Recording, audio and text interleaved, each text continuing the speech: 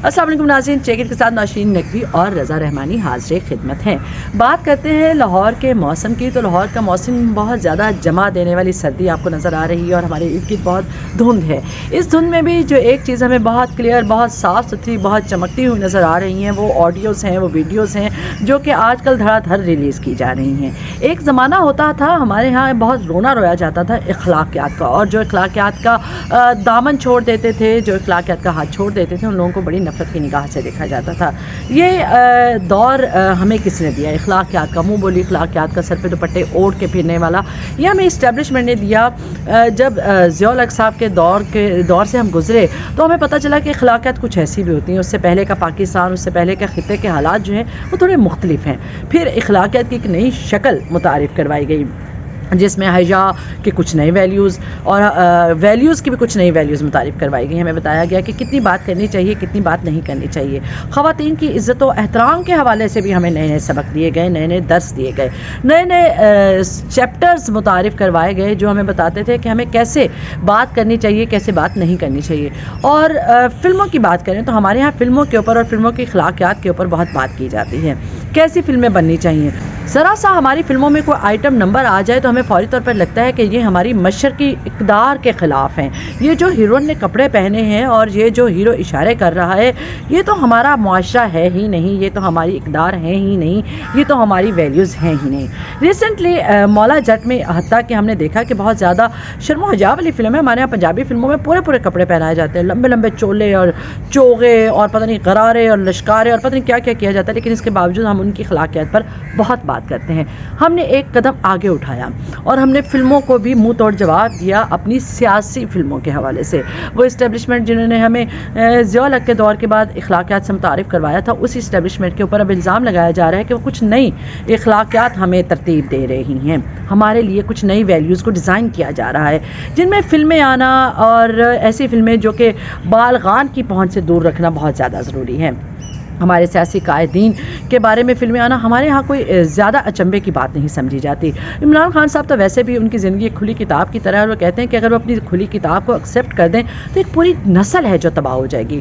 गुज़िश्ता दिनों उनका एक बयान बहुत ज़्यादा इंटरेस्टिंग रहा और बहुत ज़्यादा तवज्जो हासिल करता रहा। वो ये था कि उन्होंने कहा कि बाजवा साहब ने मुझसे पूछा कि तुम प्ले बॉय हो? तो मैंने कहा हाँ, मैं प्ले बॉय रहा हूँ। ये वही है जी, बुल्ले लोकी कहते काफर काफर तो आओ आओ आख। तो खान साहब साथ ही एक पूरा बयान जारी करने के बाद, अपने किरदार का तारुफ देने के बाद फौरी तौर पर कहते हैं कि हमें लोगों के ऐब से पर्दा नहीं उठाना चाहिए, बल्कि कोशिश करनी चाहिए कि हम पर्दा रखें। वही खान साहब जिनकी पे दर पे शादियों ने ख़वातीन के लिए बहुत सारे सवालात उठाए, बहुत सारी ख़वातीन पर सवाल उठे। वही खान साहब जो अपने जलसों में मरियम नवाज़ का नाम लेते हुए ज़रा भी हिचकिचाते नहीं थे। वही खान साहब पर्दे की बात करने लगे जब उनके ऐबों की बात आई। अच्छा, फिर क्या हुआ कि खान साहब ने पूरा एक जनरेशन डिज़ाइन की हुई ना, जो खान साहब के हुक्मनामे पर खड़ी हो जाती है, बैठ जाती है, दिन को दिन, रात को रात कहती है। जैसे खान साहब कहते हैं, वो कहते हैं जी खान साहब ठीक कह रहे हैं। खान साहब की वीडियो आ जाए तो कहते हैं no no no no no, ये फेक डीप है, ये डीप फेक है, ये जाली हैं। पूरे के पूरे उनका एक वो हरावल दस्ता है जो खड़ा हो जाता है और आके बताता है कि नहीं, ऐसी अखलाकियात हमारे मुआशरे का हिस्सा नहीं है, हमें ये नहीं करना चाहिए।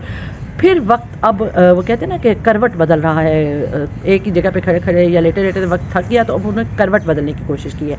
और अब हमें बताया जा रहा है बाजवा साहब के बारे में। खान साहब कहते हैं कि बाजवा साहब एक्सटेंशन से पहले उनके साथ कुछ और थे और एक्सटेंशन के बाद कुछ और हो गए। खान साहब अपने एक्सटेंशन से पहले की इंटरव्यूज़ में बात करते थे और बात करते हुए कहते थे कि ये हम आर्मी चीफ को एक्सटेंशन क्यों देते हैं। बाद में उन्होंने एक्सटेंशन दी और अब वो कहते हैं कि एक्सटेंशन नहीं देनी चाहिए। तो खान साहब के कॉल ऑफ फेल का तजाद ही तो वह चीज़ है जो उनके होने की शनाख्त है।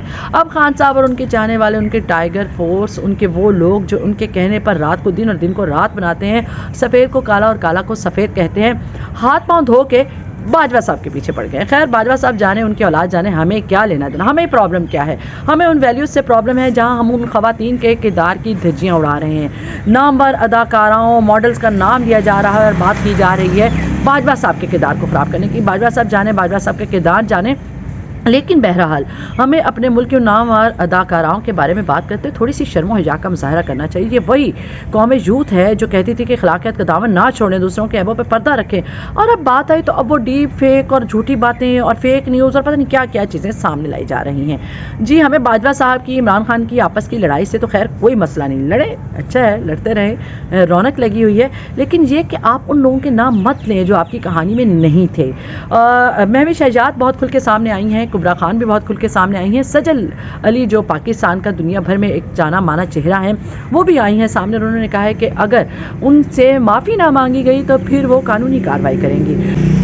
जाते जाते बस बात बताते चलो कि कानूनी कार्रवाई तो उमर चीमा के खिलाफ इमरान खान साहब ने भी करनी थी, जब उन्होंने कहा था कि 10 मुहर्रम को शादी हुई है पिंकी पेनी साहिबा की और इमरान खान साहब का निकाह हुआ है। तो इमरान खान साहब ने कहा था कि ये फेक न्यूज़ है, ये झूठी खबर है, हमारा ऐसा कोई निकाह नहीं हुआ और मैं तो पिंकी पेनी साहब की बहुत इज्जत करता हूँ। चंद ही दिनों बाद वो शादी सामने आ गई। उमर चीमा साहब के खिलाफ नामवर सहाफ़ी हैं। इमरान खान साहब ने कोर्ट में जाने के लिए कुछ दावा दायर भी किया था, उस दावे का क्या बना कुछ पता नहीं। खान साहब ऐसे दावे दायर करते रहते हैं। खान साहब खुदा का खौफ करें, हमें माफ़ कर दें। नौशीन नकवी और रज़ा रहमानी को इजाज़त दीजिए, अपना ख्याल रखिए, अल्लाह हाफ़िज़।